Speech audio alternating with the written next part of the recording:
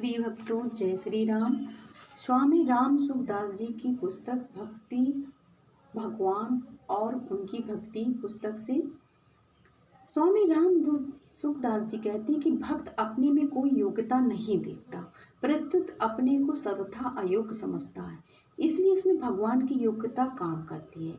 एक भगवान की शरण हो जाए तो सब काम भगवान करते हैं।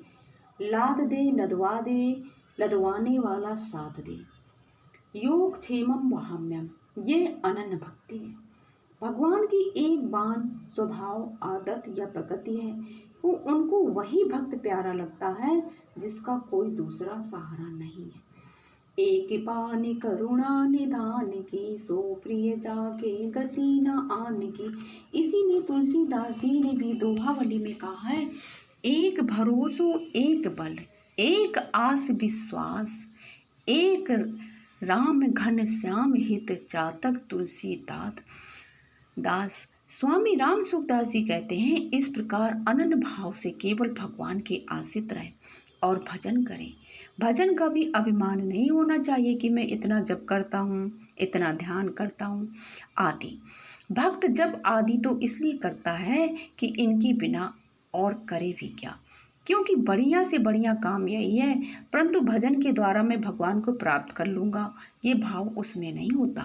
उसका ये भाव होता है कि वास्तव में भजन भगवान की कृपा से ही हो रहा है और भगवान की प्राप्ति भी उनकी कृपा से ही होगी।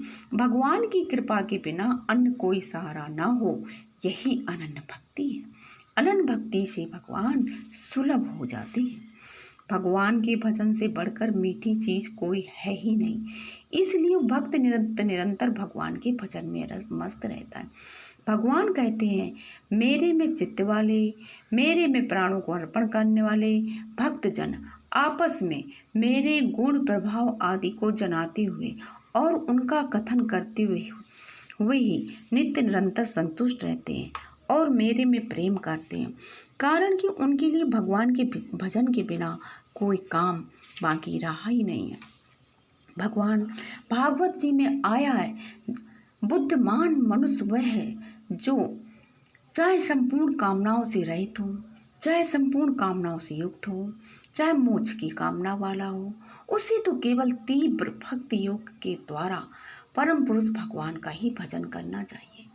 स्वामी राम सुखदास जी कहते हैं, कोई कहे कि मेरे को कुछ नहीं चाहिए, मेरे में किसी तरह की कुछ भी कामना नहीं है, तो क्या करूं?